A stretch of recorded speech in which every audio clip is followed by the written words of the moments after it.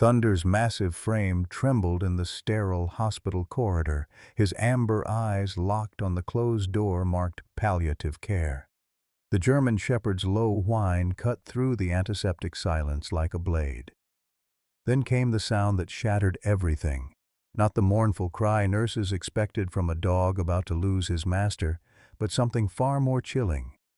Thunder threw back his head and released a howl so haunting, so filled with desperate triumph, that 3 floors of medical staff froze mid-step. Dr. Martinez stumbled backward from room 314, the empty syringe clattering to the linoleum. Her face had drained of all color. "That's impossible," she whispered, staring at the monitors that should have flatlined minutes ago. Lisa Sullivan's hands flew to her mouth, tears streaming down her cheeks as she recognized the sound from childhood. Thunder's victory call, the one he'd given after every successful K9 rescue. "Get the crash cart!" someone shouted. But Thunder was already pushing past them all, his massive paws clicking against the floor as he raced toward the miracle that would change everything. Leave a like and share your thoughts in the comments along with the city you're watching. From now, let's continue with the story. 6 months earlier, the morning sun painted golden streaks across the weathered fence posts of Bob Sullivan's ranch house in Riverside, California. At 67, the retired LAPD K9 officer moved with the careful precision of a man whose body carried 3 decades of chasing criminals through dark alleys and dangerous streets. His weathered hands, still strong despite the arthritis, scratched behind the ears of his German shepherd partner as they sat on the back porch steps. Thunder had been Bob's shadow for 9 years.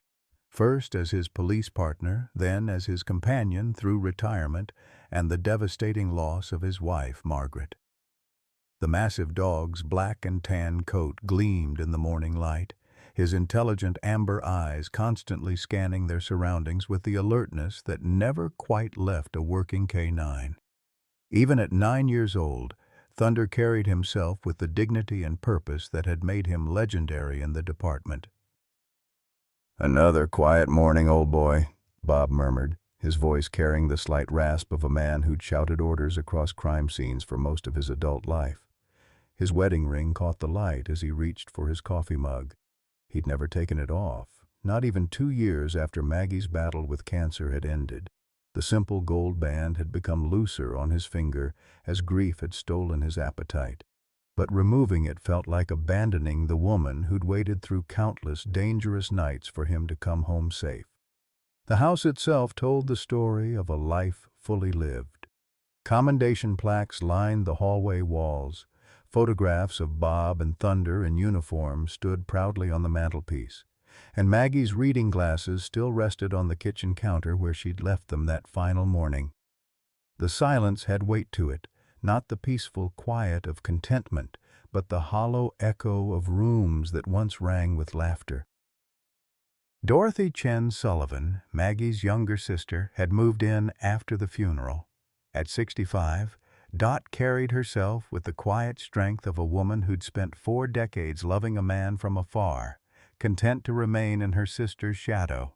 Her graying hair was always perfectly arranged, her clothes pressed and proper, but her eyes held secrets that 40 years hadn't dimmed. She'd loved Bob Sullivan since the day Maggie brought him home to meet the family, but some loves were meant to stay silent, wrapped in the comfortable fiction of sisterly care. "Coffee's getting cold," Dot called from the kitchen doorway, her voice carrying the gentle authority of someone accustomed to being needed. She wore the same floral apron Maggie had favored, unconsciously stepping into the role of keeper of traditions and tender of wounds. Bob's children, Tom and Lisa, had their own complicated relationships with their father's grief. Tom, the practical CPA from Los Angeles, worried constantly about his father's isolation and declining health. Lisa, a registered nurse with her mother's compassionate heart, made the hour-long drive from Orange County every weekend, unable to shake the feeling that her father was slowly disappearing into his memories. Thunder sensed it all, the grief, the love, the careful dance of a family trying to heal around an absence that would never be filled. The Santa Ana winds had been building for 3 days, carrying the dry heat of the desert across Southern California and rattling the eucalyptus trees that bordered Bob's property. On this particular September morning, the gusts had done more than rustle leaves. They'd torn loose several sections of guttering from the ranch house's weathered roof, leaving them hanging at dangerous angles. Bob stood in his backyard, hands on his hips, squinting up at the damage with the methodical assessment of a man who'd learned to fix things himself during 32 years of police work on a modest salary. The aluminum guttering flapped in the wind like broken wings, and he could already see water stains beginning to form on the white stucco walls where the next rain would find its way inside.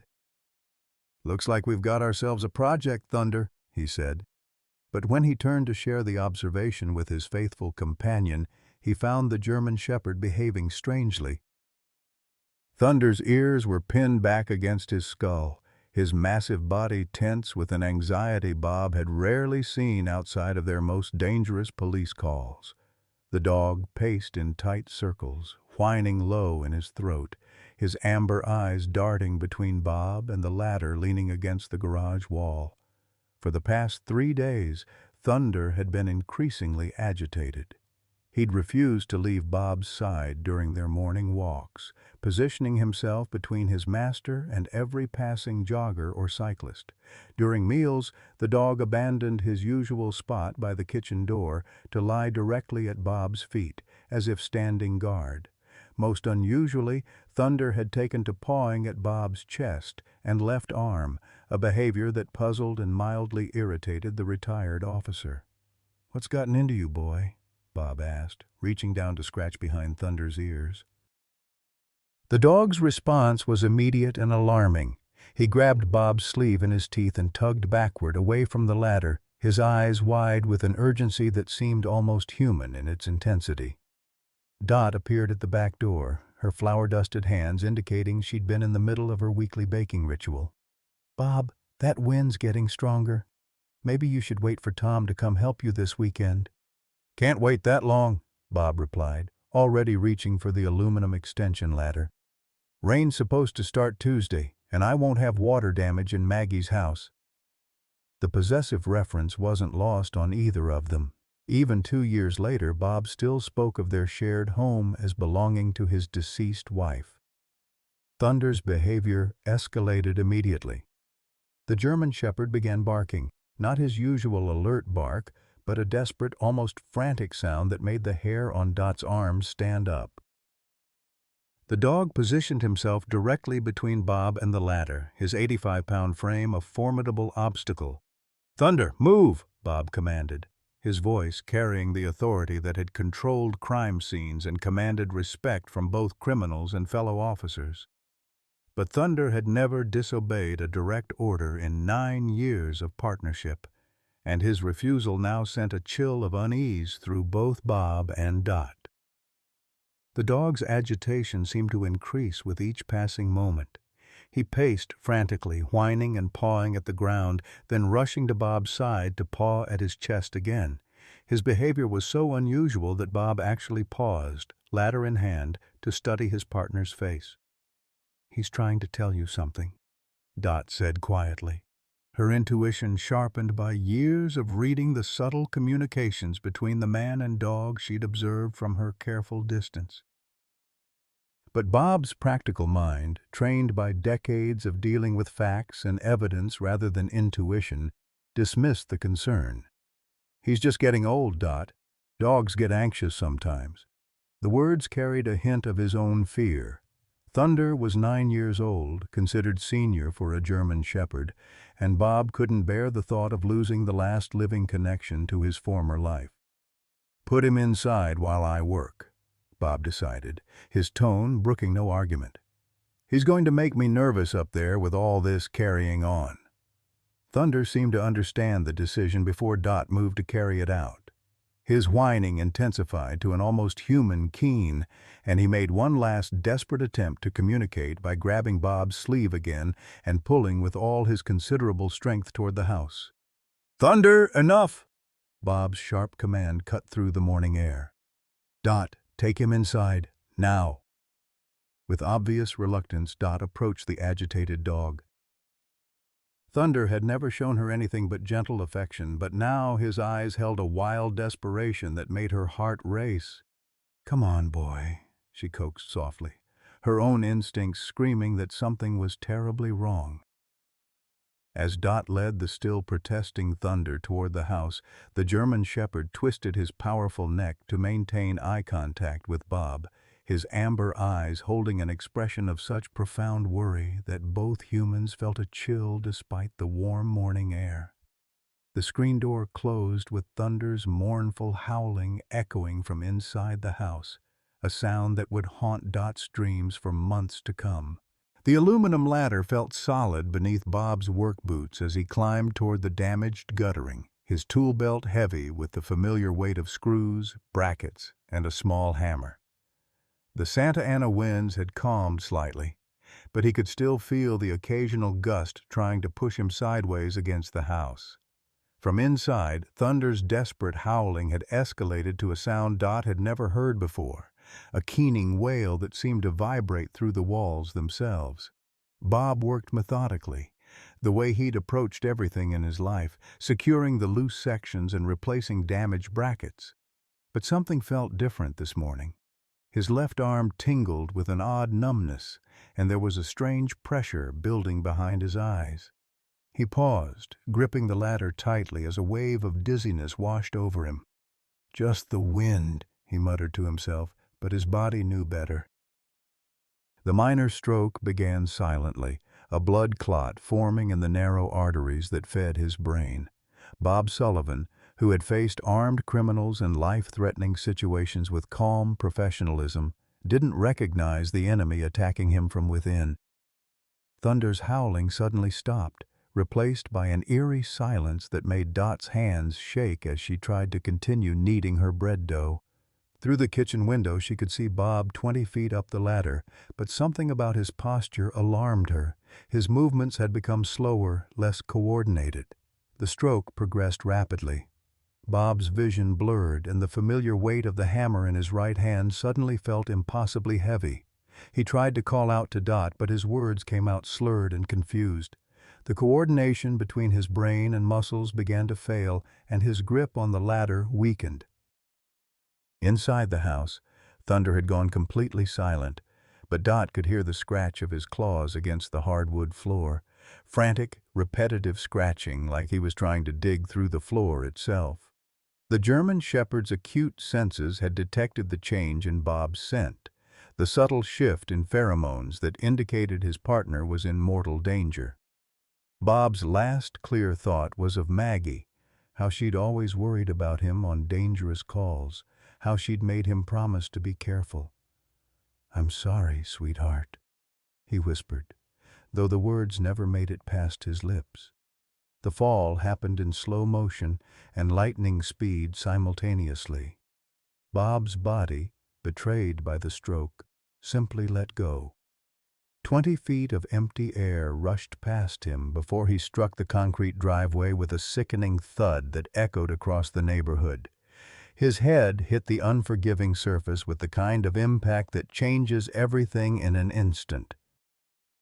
The sound brought Dot running from the kitchen, her floury hands still clutched to her chest. What she found in the driveway would be burned into her memory forever. Bob's still form crumpled at an impossible angle, a dark pool of blood beginning to spread beneath his head.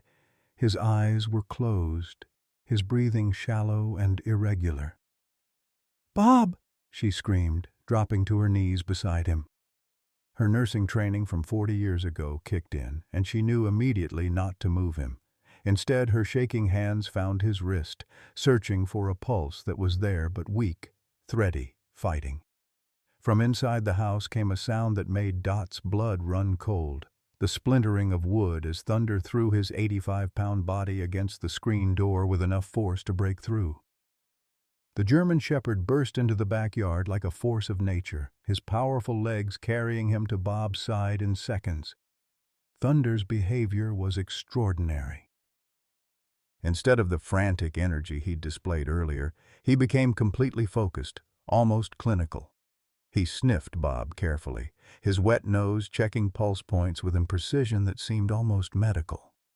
Then he positioned himself protectively over his partner's body, his amber eyes scanning for threats, while Dot fumbled for her cell phone. 911, what's your emergency?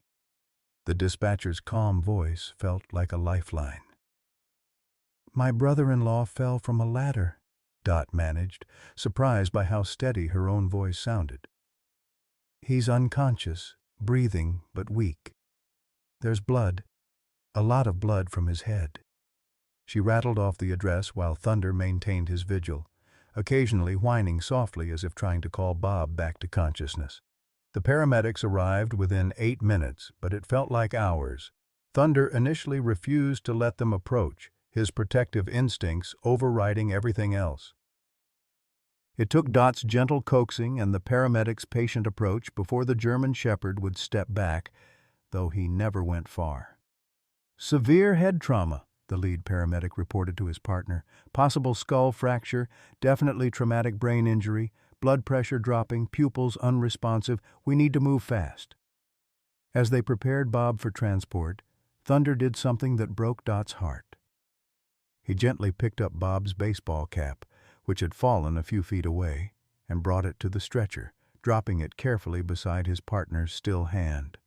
The gesture was so human, so filled with love and hope, that several of the paramedics had to look away. Can he come? Dot asked desperately as they loaded Bob into the ambulance. Family only, the paramedic replied, but something in Thunder's eyes made him add, We'll make an exception. That dog knew something was wrong before it happened, didn't he? Dot nodded, tears streaming down her face as she climbed into the ambulance beside Bob's stretcher. Thunder leaped up beside them, immediately positioning himself where he could see Bob's face, his massive head resting gently on the edge of the gurney. As the ambulance raced toward Riverside General Hospital, sirens wailing, Thunder never took his eyes off Bob's pale, still features. The fluorescent lights of Riverside General Hospital's intensive care unit cast harsh shadows across Bob Sullivan's motionless form. Machines surrounded his bed like electronic sentries, ventilator, heart monitor, IV pumps, each one beeping and humming in its own rhythm, creating a mechanical symphony of artificial life. Bob's head was wrapped in white bandages, his face pale and slack, bearing no resemblance to the strong, decisive man who had climbed that ladder just hours ago. Thunder had positioned himself in the corner of the room, his amber eyes never leaving Bob's face. The German Shepherd had refused all offers of food and water, his magnificent coat already beginning to lose its luster from stress and grief. Every 20 minutes he would rise and approach the bed, sniffing carefully at Bob's hand before returning to his corner vigil. Dr. Sarah Martinez entered the room on the second day, her professional demeanor masking the personal demons that drove her medical decisions. At 48, she had the kind of controlled composure that came from years of delivering difficult news to hopeful families. Her dark hair was pulled back severely, and her eyes held the distance of someone who had learned to protect herself from too much emotional investment in her patients. Mrs. Chen Sullivan, she addressed Dot, who had barely left Bob's bedside since the accident. I'm Dr. Martinez, the palliative care specialist. I need to discuss your brother-in-law's condition with you and his children. Tom had driven down from Los Angeles immediately after Dot's frantic phone call. His usually pressed business attire wrinkled from the hasty trip and sleepless night in hospital chairs. Lisa had left her shift at Orange County General to rush to her father's side, still wearing her scrubs, her nurse's training making her painfully aware of the gravity of the situation. The traumatic brain injury is extensive, Dr. Martinez began, her voice clinically detached. The initial scans show significant swelling and bleeding. We've done everything medically possible to reduce the intracranial pressure, but...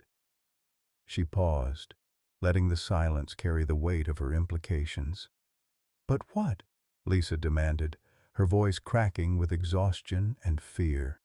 As a nurse, she understood medical terminology, but as a daughter, she couldn't accept what the words meant. The damage is severe. Even if he survives, the likelihood of meaningful recovery is extremely low. We're looking at a persistent vegetative state, what many people call being in a coma indefinitely. Thunder's ears perked up at the mention of Bob's name, and he rose from his corner, approaching the bed with the careful gait of an animal sensing distress in his pack. He rested his massive head on the bed beside Bob's still hand, a gesture so tender and hopeful that it made several people in the room look away. "What are you saying exactly?" Tom asked, though his accountant's mind was already calculating the costs, financial, emotional, and practical. "I'm saying that continuing aggressive treatment may not be in his best interests," Dr. Martinez replied. "There comes a time when prolonging life becomes prolonging suffering, for the patient and the family." Dot stood abruptly, her chair scraping against the linoleum floor. "He's been unconscious for 2 days. 2 days! How can you talk about giving up already?" Dr. Martinez's expression softened slightly, but her resolve remained firm. "Mrs. Chen Sullivan, I understand this is difficult. I've been doing this for 15 years. I've seen families hold on to false hope for months, even years, bankrupting themselves emotionally and financially while their loved one exists in a state that isn't really living. What the family didn't know was that Dr. Martinez's certainty came from her own devastating experience. 5 years earlier, her husband Michael had suffered a similar brain injury in a motorcycle accident. She had kept him on life support for 6 months, spending their life savings, sacrificing her own health, clinging to hope that never materialized. When she finally made the decision to let him go, Michael had died within hours, but not before briefly opening his eyes and whispering, "I love you," a moment that haunted her with the possibility that she might have given up too soon. The trauma had reshaped her medical philosophy. Dr. Martinez now believed she was saving families from the prolonged agony she had endured. What appeared to be medical pragmatism was actually psychological self-protection, wrapped in the authority of her medical degree. "What about insurance?" Tom asked quietly, hating himself for the practical question, but needing to understand the reality they faced. "Your father's policy covers acute care, but long-term maintenance of a vegetative patient." Dr. Martinez shrugged. "We're talking about $15,000 to $20,000 per month for professional home care, plus equipment, medications, supplies." The figure hit the room like a physical blow. Tom's face went white as he calculated the numbers. His father's police pension and Social Security wouldn't cover a fraction of those costs.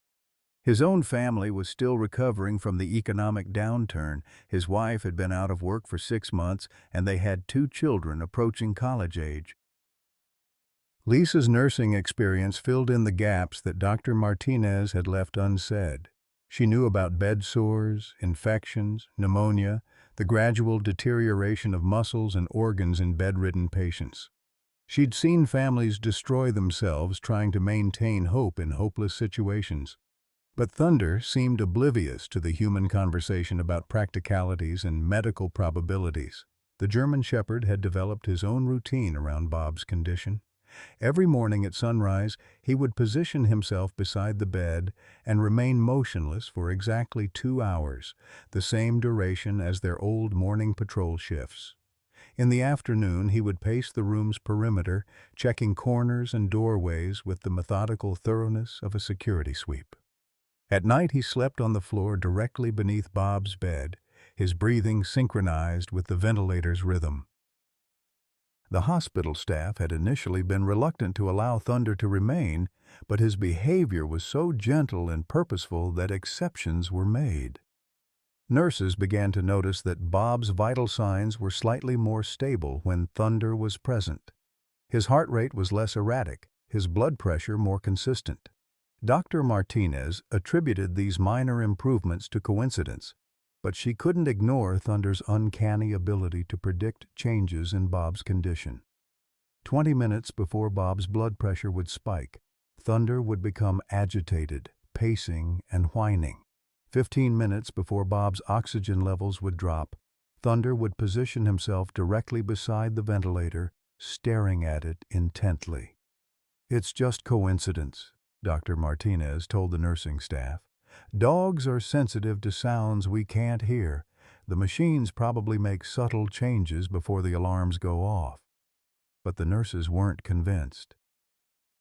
Sarah Chen, the head ICU nurse, no relation to Dot, had worked with trauma patients for 12 years. She'd never seen anything like Thunder's behavior. "That dog knows something we don't," she told her colleagues during shift change. "He's not just grieving, he's waiting, like he expects something to happen." After a week in intensive care, Bob was moved to a long-term care facility. The transition was devastating for Thunder, who had to be coaxed away from the ICU bed with treats and gentle persuasion. The new facility was less accommodating about allowing pets, but Lisa's nursing credentials and a heartfelt conversation with the administrator secured permission for daily visits. The routine continued in the new environment. Thunder would arrive each morning with Dot, take his position beside Bob's bed, and maintain his vigil. But subtle changes began to appear in the German Shepherd's behavior. His coat, once lustrous and thick, began to thin and dull. His weight dropped from 85 pounds to 78, despite Dot's efforts to maintain his appetite. His eyes, those intelligent amber eyes that had been so alert during his police career, began to take on the hollow look of an animal losing hope. "He's grieving himself to death," the facility's veterinary consultant told Dot during a consultation she'd requested. "Dogs can die of broken hearts. It's called broken heart syndrome, and it's very real. His body is shutting down from the stress of losing his pack leader." The irony was cruel. As Bob lay motionless and unresponsive, his faithful partner was slowly dying from the effort of trying to will him back to consciousness. Dr. Martinez visited the facility regularly, not just to check on Bob's condition, but to counsel the family about the inevitable decision that lay ahead. Each visit, she found them slightly more worn down, slightly more receptive to the idea that prolonging Bob's existence might be prolonging everyone's suffering. "Look at that dog," she said during one visit, gesturing toward Thunder's increasingly frail form. "He's wasting away. Is this what Bob would want?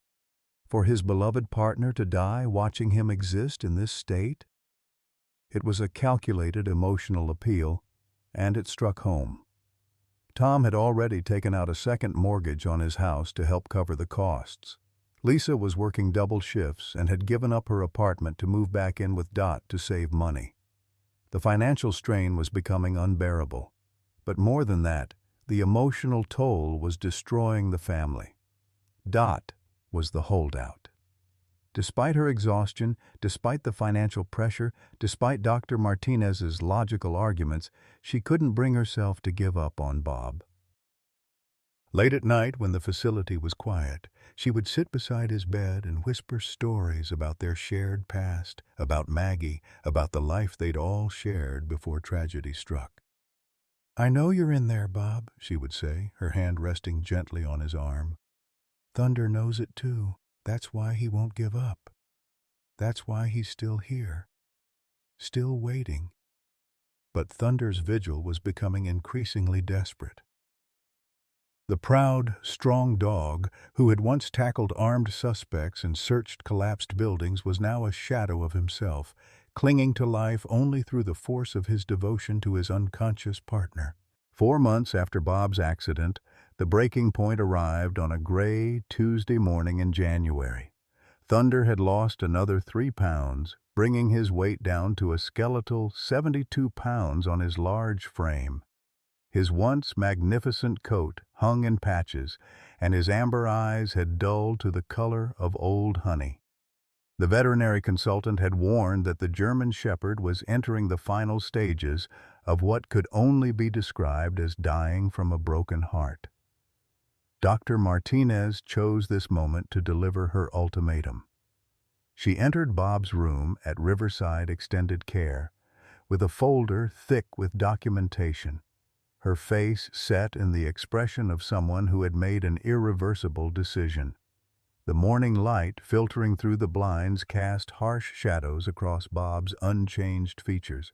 Still pale, still slack, still showing no sign of the vibrant man who had once commanded respect on dangerous streets.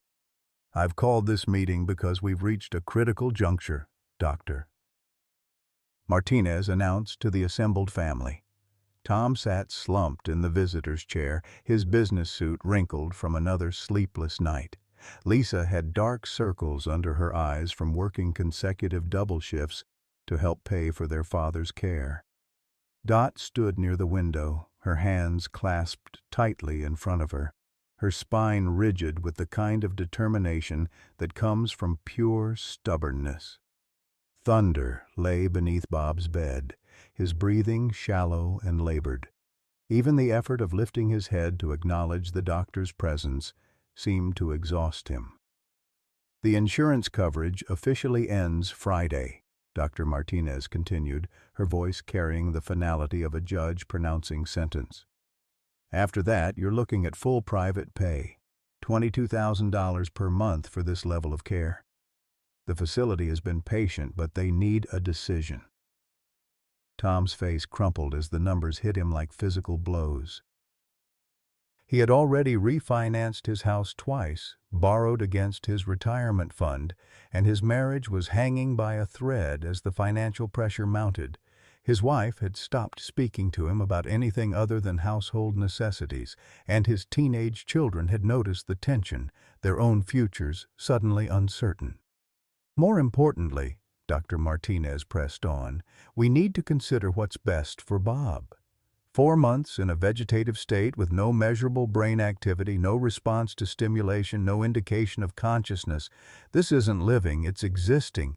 And look what it's doing to that dog." As if summoned by the mention of his condition, Thunder managed to lift his head slightly, his eyes seeking Bob's face with the desperate hope that had never wavered despite months of disappointment. The sight of the once powerful German Shepherd reduced to such a fragile state was heartbreaking. "I've seen this before," Dr. Martinez said, her voice softening slightly. "Families who hold on too long, who convince themselves that love alone can overcome medical reality. The kindest thing we can do sometimes is let go." Lisa's medical training warred with her emotional desperation. She knew the statistics, understood the prognosis, recognized the signs of irreversible brain damage. But this was her father, the man who had taught her to ride a bike, who had walked her down the aisle at her wedding, who had held her when she cried after her divorce. "What exactly are you proposing?" Dot asked, though they all knew the answer. "Comfort care," Dr. Martinez replied, using the euphemism that made the reality more palatable. "We remove the feeding tube, discontinue the medications that are artificially sustaining his bodily functions, and provide pain management to ensure he's comfortable during the transition." "You mean let him starve to death," Dot said bluntly, her voice cutting through the medical terminology like a blade. "Doctor." Martinez flinched slightly, but maintained her professional composure. "The body shuts down naturally when the brain can no longer sustain life. It's not painful when done properly with appropriate palliative care." Tom looked up with eyes red from exhaustion and stress. "How long would it take?" "Usually between 5 and 14 days, depending on the individual's physical condition. Bob is still relatively strong physically, so it might take longer." The casual discussion of her beloved brother-in-law's death timeline sent Dot into a fury that surprised everyone in the room, including herself. "You're talking about Bob like he's already dead." like he's some kind of medical problem to be solved instead of a human being who spent 32 years protecting people like you. Thunder stirred at the sound of raised voices, instinctively positioning himself closer to Bob despite his own weakness. The movement required tremendous effort, and he panted heavily from the exertion. "Mrs. Chen Sullivan," Dr. Martinez began, but Dot cut her off. "Don't you dare patronize me. I see how you look at him, like he's an inconvenience, like he's taking up space that could be used for someone more profitable." Dot's accusations were closer to the truth than anyone realized, including Dr. Martinez herself. What the family didn't know was that Riverside Extended Care was under significant financial pressure. The facility's administrator had been pressuring Dr. Martinez to reduce the number of long-term, low-profit cases. Bob's situation, insurance ending, family of limited means, no realistic hope of recovery, made him exactly the kind of case the facility wanted to resolve quickly. Dr. Martinez had convinced herself that her recommendations were purely medical, but the truth was more complicated. The facility paid her a consulting fee for each case that transitioned from expensive long-term care to comfort care, a financial arrangement that influenced her advice in ways she refused to acknowledge even to herself. "I understand you're upset," Dr. Martinez said, her professional mask slipping slightly. "But prolonging this situation isn't helping anyone, including Bob. Look at what it's doing to all of you. Look at that dog." Thunder had managed to position himself beside Bob's bed, his head resting on the mattress near his partner's motionless hand. The German shepherd's breathing was labored, each breath requiring visible effort. His eyes, once bright and alert, were now clouded with exhaustion and something that looked remarkably like despair. Lisa knelt beside Thunder, her hands gently stroking his thin coat. "He's dying, isn't he?" she whispered. "The veterinary consultant believes Thunder has maybe 2 weeks left if his condition continues to deteriorate at this rate," Dr. Martinez confirmed. "His heart is showing signs of failure, probably from the prolonged stress. In a very real sense, keeping Bob alive is killing his dog." It was a cruel but effective argument. Bob's love for Thunder had been legendary in the police department. The idea that his condition was causing his beloved partner's death would have been unbearable to Bob if he could have understood it. Tom stood up abruptly, his chair scraping against the floor. "I can't do this anymore," he said, his voice breaking. "I can't watch Dad waste away, can't watch Thunder die, can't watch our family tear itself apart over medical bills we can't pay." He looked directly at Dot. "I'm sorry, but I think Dr. Martinez is right. We have to let him go." Lisa's nursing experience had shown her the reality of prolonged vegetative states. She'd seen families destroy themselves financially and emotionally, maintaining false hope. She'd watched patients develop infections, bed sores, pneumonia, a cascade of complications that made the original injury seem merciful by comparison. "Maybe Tom's right," she said quietly, the words tasting like poison in her mouth. "Maybe we're being selfish by holding on."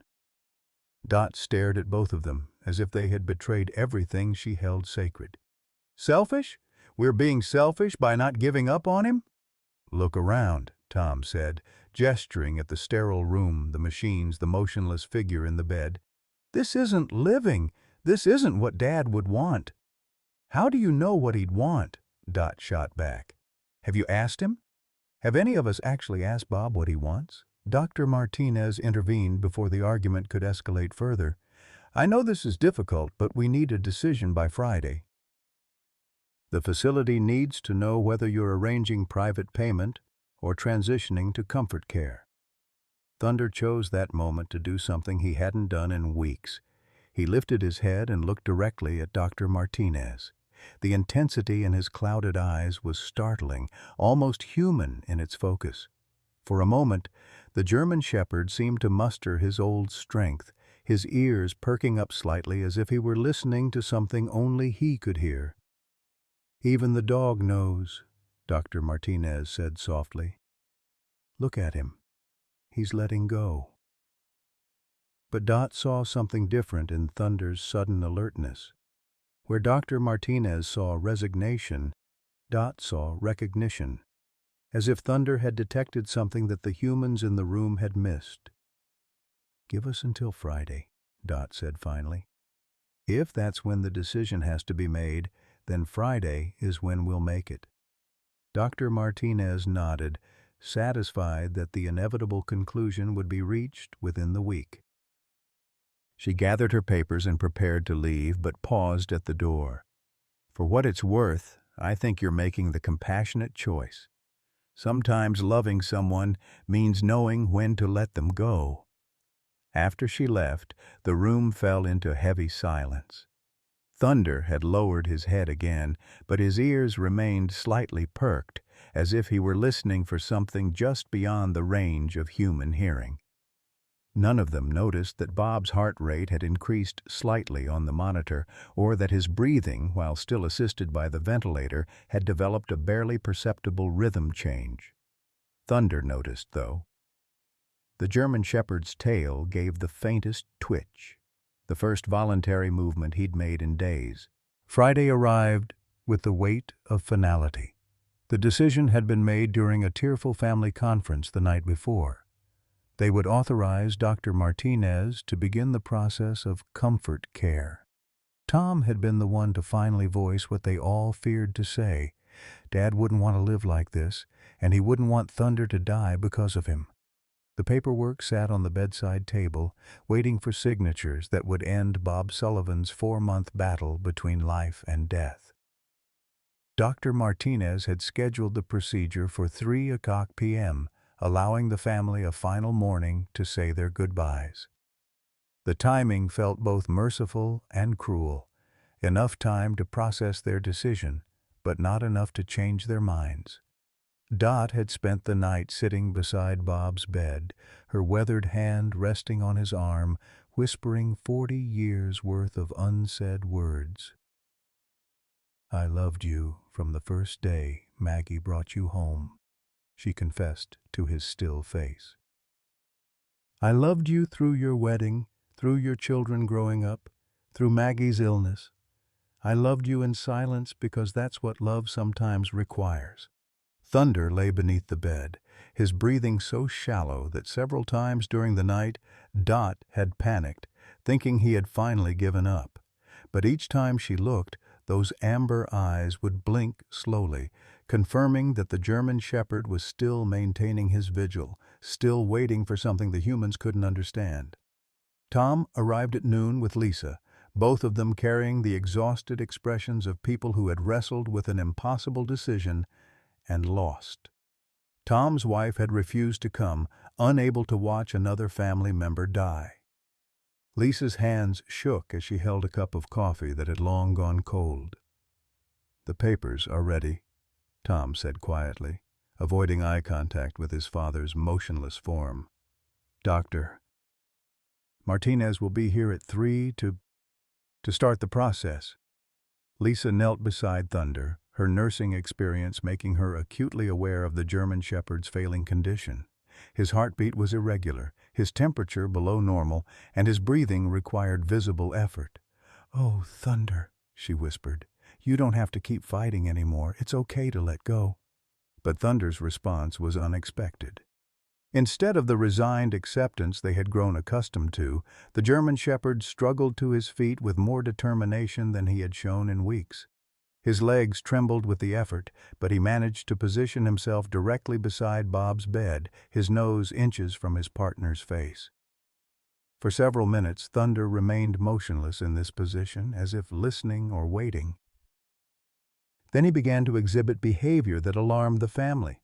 A low, continuous whine that seemed to emanate from deep in his chest, punctuated by brief moments where he would paw gently at Bob's shoulder. "What's he doing?" Tom asked, disturbed by the sudden change in Thunder's demeanor. Dot watched the German Shepherd's behavior with growing unease. "He's never acted like this before. It's almost like he's trying to wake Bob up." The irony wasn't lost on any of them. After 4 months of hoping for exactly this kind of response from Bob, Thunder was choosing the day of their surrender to become most insistent that his partner should wake up. Dr. Martinez arrived early, at 2:30, carrying the medical supplies necessary for what she euphemistically called the transition process. She found the family gathered around Bob's bed, with Thunder positioned protectively between them and the door, his hackles raised despite his weakness. "Has there been any change?" she asked, though her tone suggested she expected none.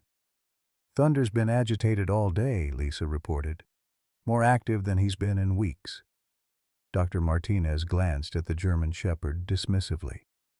"Animals often sense when death is approaching. He's probably responding to subtle changes in Bob's scent or breathing patterns that indicate the body is beginning to shut down naturally."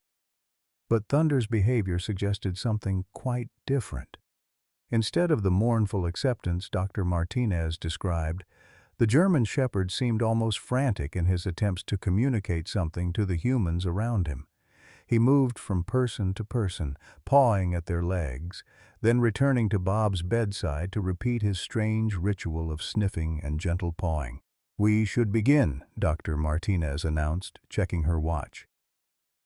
"The process is easier on everyone if we don't prolong it unnecessarily." She began to prepare her equipment, a syringe, medications, and a clipboard with forms requiring family signatures. The clinical efficiency of her movements stood in stark contrast to the emotional weight of what was happening. Thunder's agitation escalated dramatically. The German Shepherd positioned himself directly between Dr. Martinez and Bob's bed, his thin frame somehow managing to project the authority he had once carried as a police dog. His amber eyes, clouded though they were, held an intensity that made everyone in the room pause. "That dog needs to be removed," Dr. Martinez said firmly. "I can't work with him interfering." Tom approached Thunder cautiously, remembering the German Shepherd's impressive size and training even in his weakened state. "Come on, boy, let's give the doctor some space." But Thunder refused to move. For the first time in months he showed his teeth, not in aggression but in the kind of determined resistance that had once made him legendary in the K-9 unit. He planted his feet and lowered his head, making it clear that no one was going to reach Bob without going through him first. "I've never seen him like this," Dot said, her voice filled with a mixture of amazement and growing dread. Even when he was protecting Bob during police calls, he was never this desperate. Lisa's nursing intuition began to sound alarm bells. "What if he's trying to tell us something? What if there's something we're missing?" Dr. Martinez's patience was wearing thin. Dogs don't have medical insight. They respond to instinct and habit. He's simply refusing to accept what's happening, just like the rest of you have been doing for 4 months. The harsh words struck home, but they also crystallized something in Dot's mind. She studied Thunder's behavior more carefully, noting the specific pattern of his movements, the way he kept returning to Bob's face, the insistent nature of his pawing. "What if he's right?" she said suddenly. "What if who's right?" Dr. Martinez asked, clearly exasperated. "Thunder, what if he knows something we don't? What if Bob isn't as gone as we think he is?" Dr. Martinez set down her syringe with obvious frustration. "Mrs. Chen Sullivan, I understand that hope is a powerful thing, but we cannot base medical decisions on the behavior of a grieving animal. Your brother-in-law has shown no brain activity for 4 months, no response to stimulation, no voluntary movement, no sign of consciousness." But as if summoned by the conversation about him, Bob's heart monitor began to emit a series of rapid beeps. The change was subtle but unmistakable. His heart rate had increased from its steady mechanical rhythm to something more irregular, more responsive. Thunder's reaction was immediate and dramatic. His tail began to wag for the first time in weeks, and he pressed his nose more insistently against Bob's face, whining with what could only be described as excitement. Everyone in the room froze, staring at the monitors that had remained unchanged for so long they had become part of the background. But now the numbers were shifting, indicating changes that shouldn't have been possible in a patient who had shown no signs of awareness for 4 months. The syringe fell from Dr. Martinez's hand, clattering against the linoleum floor as Bob's monitors continued their urgent symphony of beeping alerts. His heart rate had spiked to 95 beats per minute. Still within normal range, but a dramatic change from the steady 72 he had maintained for months. More alarming was the change in his blood pressure and oxygen saturation levels, all indicating a level of physiological activity that should have been impossible in a patient with severe brain damage. "That's not possible," Dr. Martinez whispered, staring at the monitors as if they were malfunctioning equipment rather than indicators of her patient's condition. Thunder's excitement was palpable. The German shepherd, who had barely been able to lift his head hours earlier, was now standing firmly beside the bed, his tail wagging with increasing vigor. He pressed his nose against Bob's cheek and began making soft, whining sounds. Not the mournful keening they had grown accustomed to, but something that sounded almost like conversation. Lisa, her nursing training kicking in, moved quickly to check Bob's pupils with a small flashlight she kept in her purse. "There's reaction," she said, her voice barely above a whisper. "His pupils are constricting to light. That's not supposed to happen in a vegetative state." Dr. Martinez pushed Lisa aside, her professional demeanor cracking as she conducted her own examination. Bob's pupils did indeed respond to light stimulation, and when she tested his reflexes, she found responses that hadn't been present in any previous examination. "This is impossible," she repeated, but her voice now carried a note of panic rather than medical certainty. "Patients don't just wake up after 4 months of no brain activity." The scan showed extensive damage, irreversible damage. Dot approached the bed slowly, her heart pounding with a mixture of hope and terror. "Bob?" she called softly. "Bob, can you hear me?" For several seconds nothing happened. Then, so subtly that they almost missed it, Bob's eyelids fluttered. The movement was barely perceptible, lasting less than a second, but it was unmistakably voluntary. Thunder's reaction was immediate and overwhelming. The German shepherd reared up on his hind legs, placing his front paws gently on the bed beside Bob's arm, and released a howl that seemed to contain 4 months of pent-up emotion. It wasn't the mournful wail they had heard so often, but a sound of pure, triumphant joy. "Dad?" Tom's voice cracked as he leaned closer to the bed.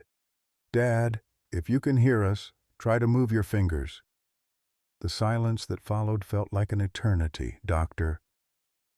Martinez stood frozen, her medical worldview crumbling as she watched the impossible unfold before her eyes.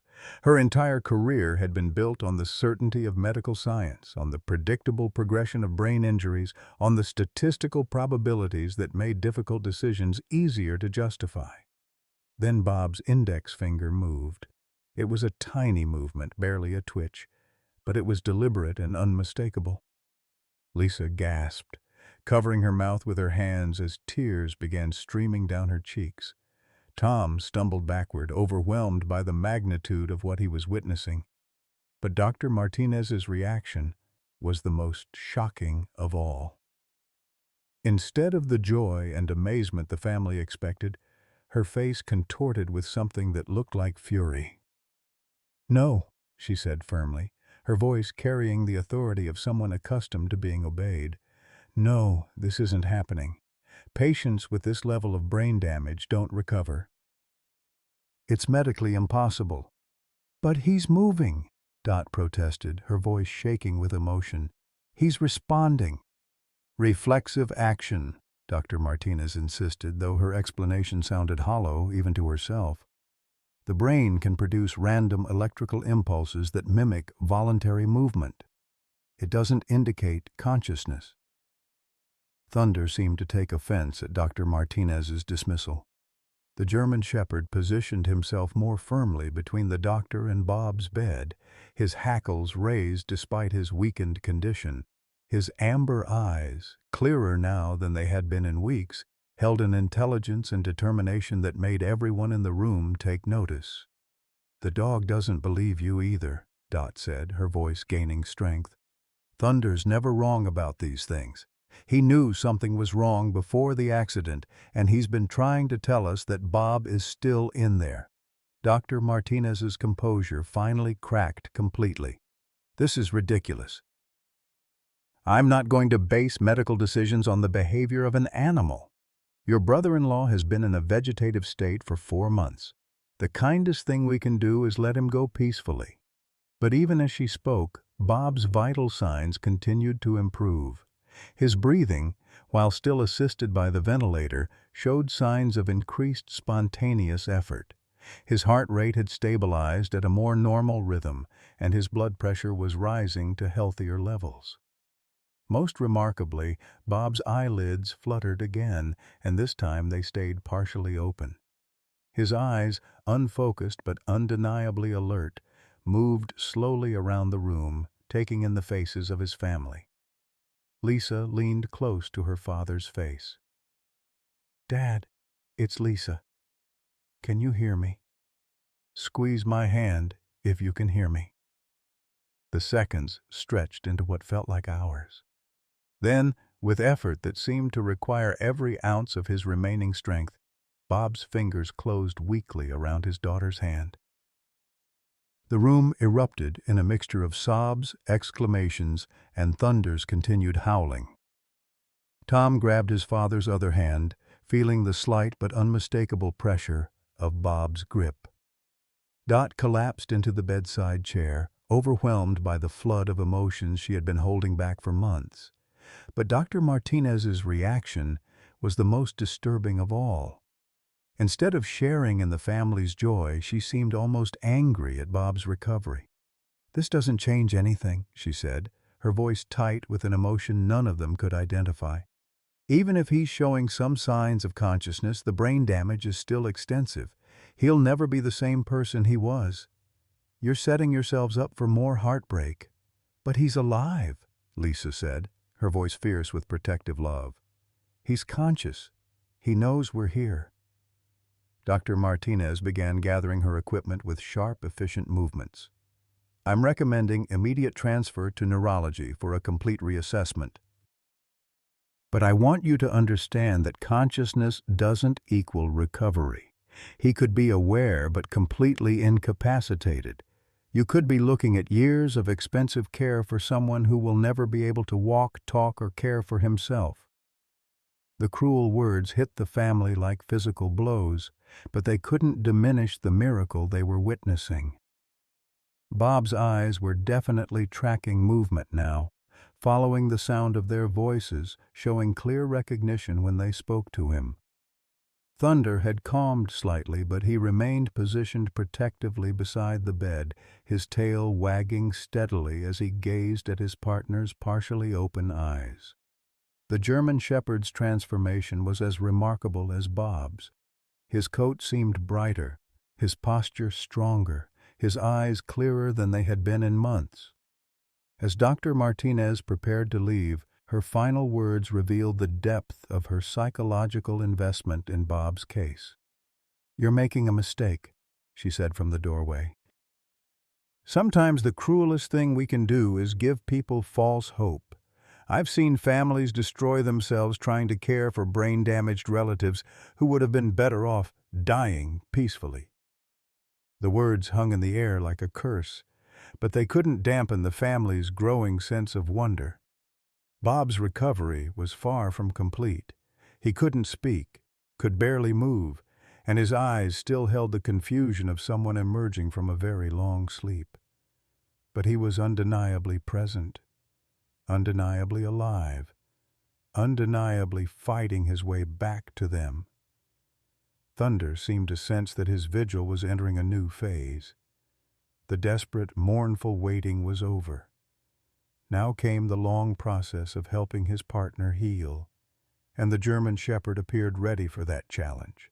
He settled down beside the bed with a deep sigh of satisfaction, his amber eyes alert and hopeful for the first time in months.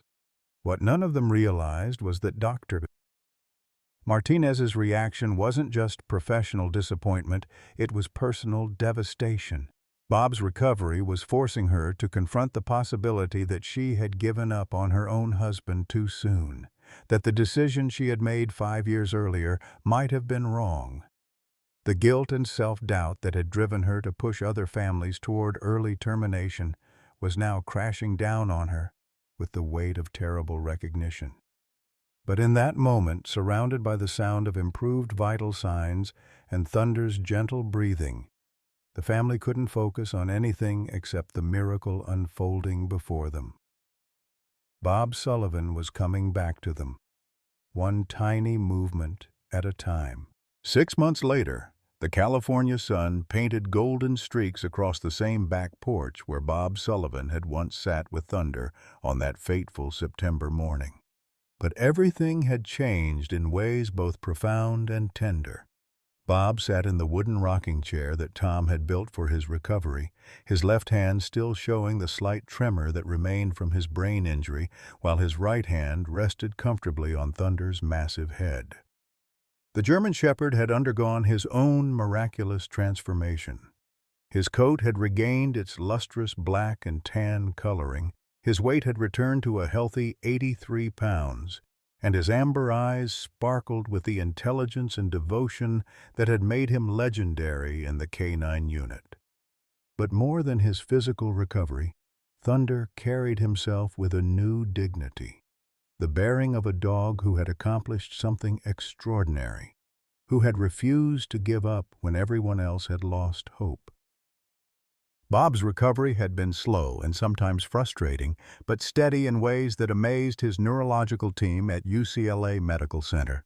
Dr. Rodriguez, the specialist who had taken over his care after Dr. Martinez's abrupt resignation, described it as unprecedented in cases of this severity. Bob had regained most of his speech, though he still struggled with complex words and occasionally mixed up names. His mobility had improved from complete paralysis to being able to walk short distances with a cane, though he tired easily and relied on the wheelchair for longer outings.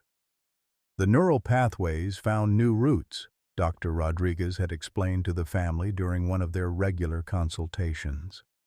The brain essentially rewired itself around the damaged areas.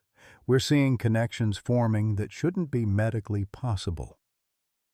It's as if his will to recover created new possibilities. But perhaps the most remarkable aspect of Bob's recovery was his memory of the months he had spent in what everyone believed was a vegetative state. Gradually, as his speech improved, Bob began to reveal that he had been aware of much more than anyone realized.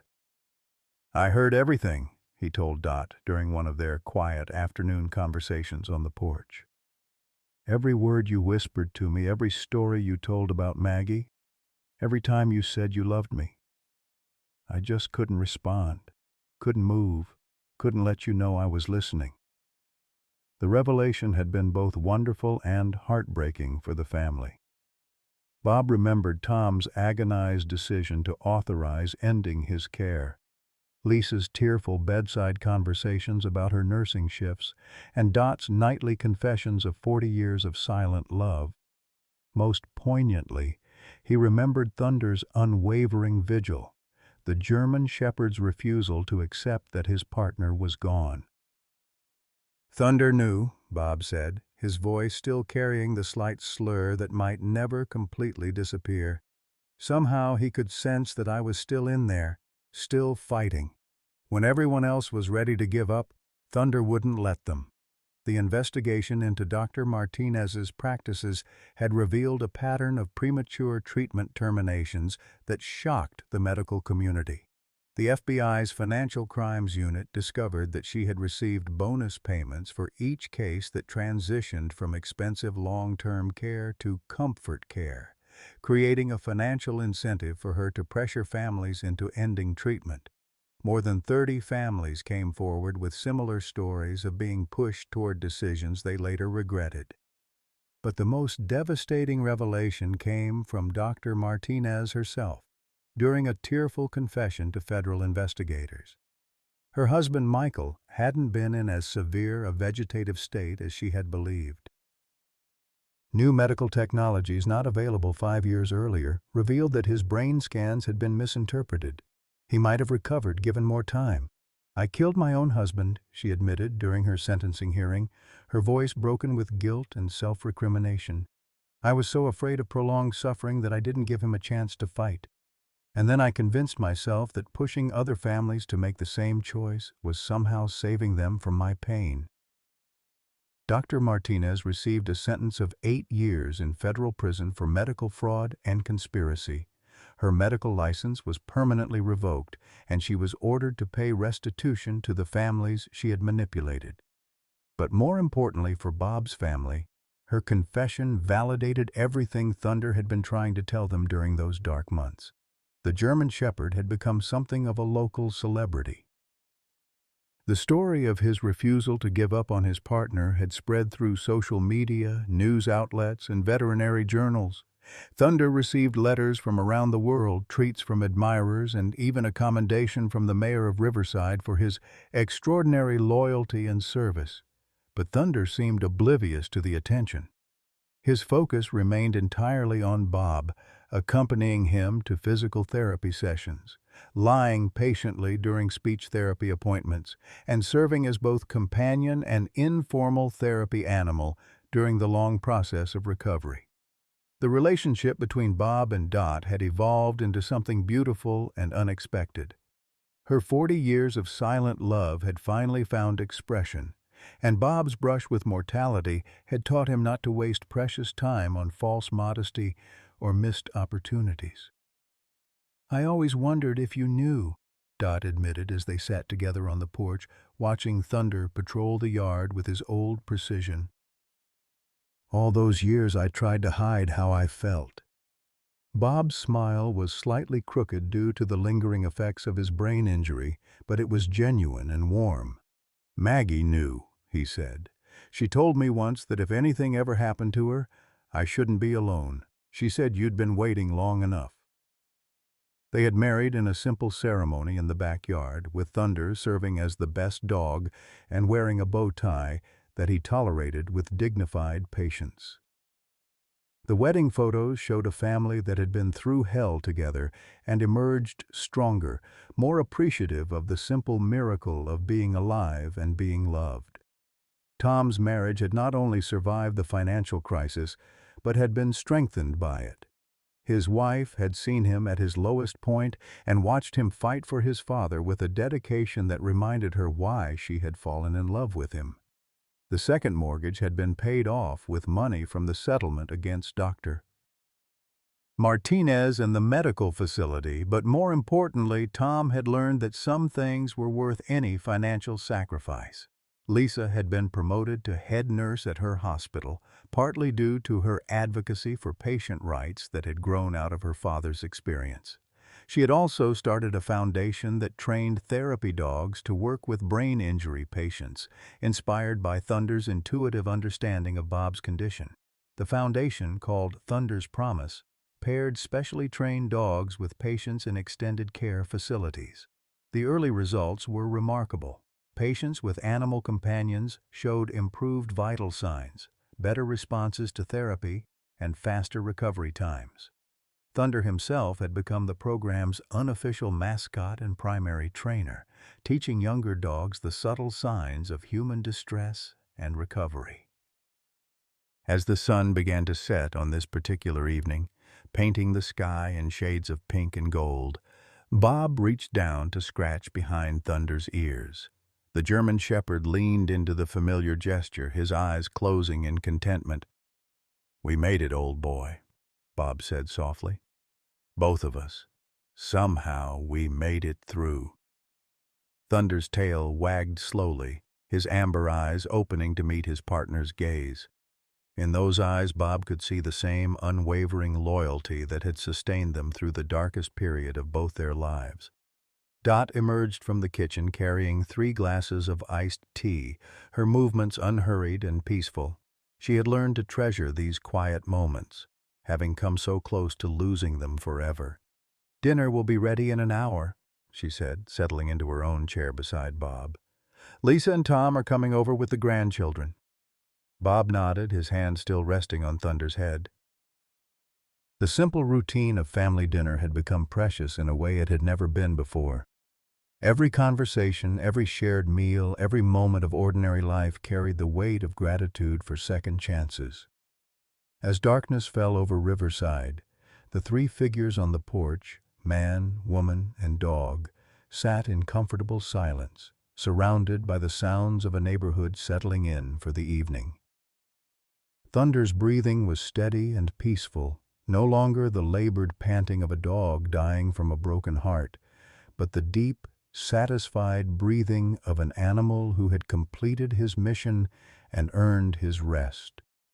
In the distance, real thunder rumbled across the California sky as the season's first storm clouds gathered on the horizon. But this time, Bob smiled at the sound.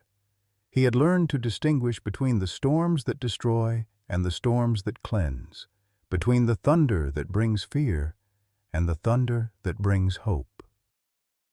Some promises, he reflected, are kept not with words, but with heartbeats. And Thunder's heart had never stopped beating for the man who had given him purpose, just as Bob's had never stopped beating for the dog who had refused to let him go. Sometimes the greatest love stories aren't between two people. They're between a heart that refuses to give up and a soul that refuses to be forgotten. Bob Sullivan and Thunder remind us that in a world quick to abandon hope, loyalty becomes the most radical act of faith.